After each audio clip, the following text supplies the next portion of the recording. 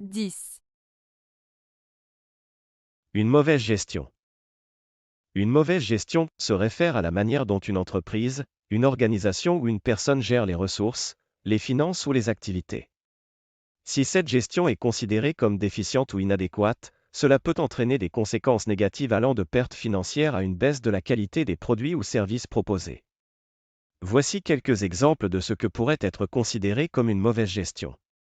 Une entreprise qui dépense plus d'argent qu'elle n'en gagne et qui se retrouve avec des dettes et des problèmes financiers.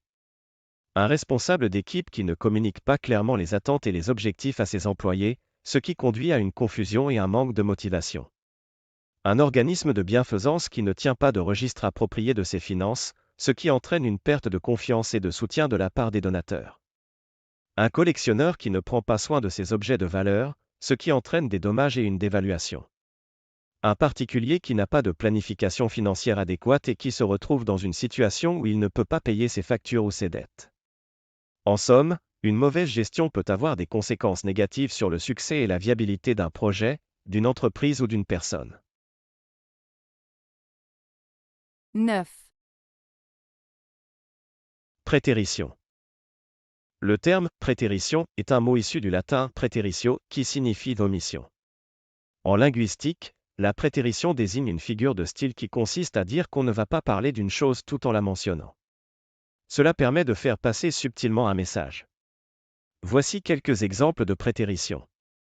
Je ne vais pas parler de ses défauts, mais il est vraiment mauvais joueur. Cette phrase utilise la prétérition pour mentionner des défauts que la personne ne souhaite pas nommer directement, mais qui sont tout de même évoqués. Je ne dis pas cela pour te faire du mal, mais tu aurais pu faire mieux. Cette prétérition permet de critiquer la personne tout en prétendant ne pas le faire directement. Je ne suis pas raciste, mais je préfère les gens de ma race. Cette phrase utilise la prétérition pour dire quelque chose sans l'affirmer directement, en l'occurrence ici une préférence raciale. La prétérition est souvent utilisée en discours politique ou en communication pour faire passer un message de manière subtile sans s'engager directement. 8, Dernier. Le mot « dernier » est utilisé pour indiquer que quelque chose est le plus récent ou le plus récemment terminé. Voici quelques exemples pour illustrer son sens. Le dernier livre que j'ai lu était passionnant. Égal, le livre le plus récent que j'ai terminé était très intéressant. Nous avons fini notre travail en dernier. Égal, nous avons été les derniers à terminer notre travail par rapport aux autres. Je suis arrivé en dernier à la fête. Égal, j'étais le dernier invité à arriver à la fête. C'est la dernière fois que je te le demande, s'il te plaît écoute-moi. Égal, c'est la dernière fois que je vais te demander de m'écouter. En général, le mot « dernier » est utilisé pour parler d'un événement ou d'une chose qui est la conclusion ou le point final d'une série d'événements ou de choses similaires. En contexte, il peut également être synonyme de « ultime »,« final ». 7, Buter. Le verbe « buter » a plusieurs sens. 1. Lorsqu'il est utilisé transitivement, buter signifie heurter quelque chose avec force ou faire obstacle à quelque chose. Par exemple, elle a buté son orteil contre une pierre. Le projet a buté sur des problèmes de financement. 2. Lorsqu'il est utilisé intransitivement, buter signifie trébucher ou se heurter à un obstacle. Par exemple, il a buté sur une racine et est tombé. Les négociations ont buté sur des désaccords importants. 3. Buter peut également prendre le sens d'assassiner ou tuer. Par exemple, le tueur en série a buté 3 personnes ce mois-ci. 4. De façon plus informelle, buter peut signifier cesser ou arrêter quelque chose. Par exemple, j'ai décidé de buter les cours de français cette année. 5. Enfin, buter peut avoir une signification régionale en français québécois, où il signifie discuter, bavarder. Par exemple, on a buté toute la journée sur le bord de la rivière. Attention, cependant, cette signification n'est pas courante dans la langue française parlée en France. 6, Traitement humiliant. Le terme « traitement humiliant » fait référence à des actions ou comportements qui ont pour effet de rabaisser, diminuer, ouvertement critiquer ou ridiculiser une personne. C'est un comportement abusif qui peut affecter l'estime de soi de la personne et causer du tort à sa dignité. Voici des exemples de traitements humiliants. Des insultes verbales, moqueries ou plaisanteries qui visent à humilier une personne. Des actes de violence physique, comme des gifles ou des coups, qui ont pour but de rabaisser une personne devant les autres. Des situations de harcèlement moral, comme des critiques constantes, des blâmes injustifiés ou du favoritisme. Des attitudes de mépris ou d'arrogance, comme le fait d'ignorer une personne ou de la traiter comme un objet. Des gestes ou expressions de mépris, comme rouler des yeux, hausser les épaules ou tourner le dos à quelqu'un. Dans tous les cas, le traitement humiliant est un comportement violent et inacceptable qui peut causer des dommages psychologiques et physiques à la personne visée.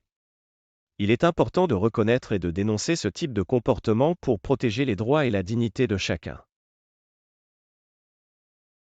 5,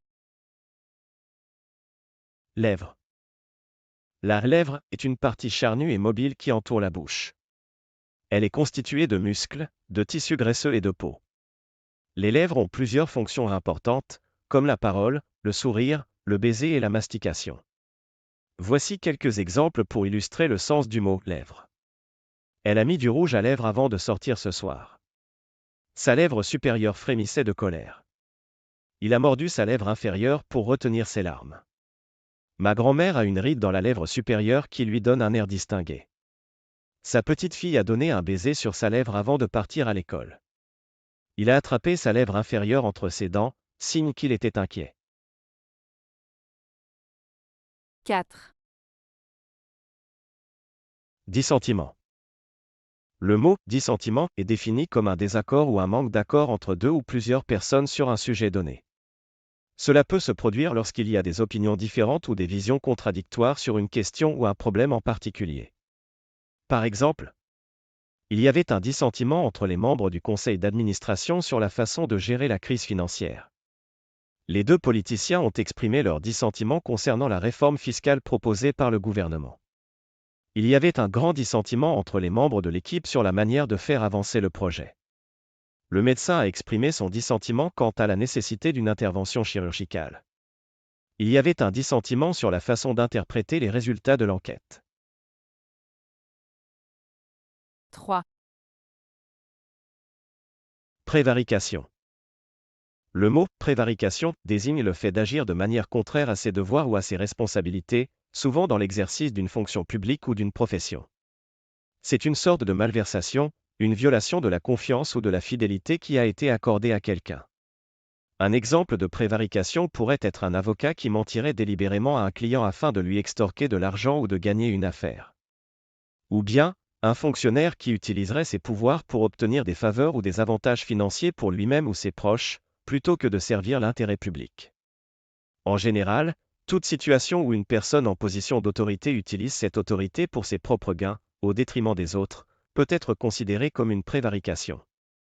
Il est important de noter que la prévarication est considérée comme un acte répréhensible et peut être passible d'une amende, d'une perte d'emploi et même d'une action en justice. 2, Homme à tout faire. Homme à tout faire est une expression qui désigne une personne capable de réaliser de nombreuses tâches différentes, souvent sans avoir une spécialisation particulière. C'est quelqu'un de polyvalent qui peut être utile dans plusieurs domaines sans être un expert dans un seul en particulier. Par exemple, dans une entreprise, l'homme à tout faire peut être chargé de nettoyer des locaux, de faire des réparations, de remplacer une ampoule, de faire des courses, etc. Dans une maison, un homme à tout faire peut être appelé à réparer une fuite d'eau, à remplacer un robinet, à passer la tondeuse, à peindre une pièce, etc. En somme, l'expression « homme à tout faire » désigne une personne capable de s'adapter à différentes situations et de réaliser des tâches pratiques diverses. 1, Se racler la gorge. L'expression « se racler la gorge » signifie souvent que quelqu'un tousse légèrement pour éclaircir sa gorge avant de parler. Cela peut être une habitude pour certaines personnes ou simplement une nécessité lorsque la gorge est sèche ou irritée. Par exemple, avant de prendre la parole en public, il se racla la gorge pour être sûr que sa voix soit claire et forte.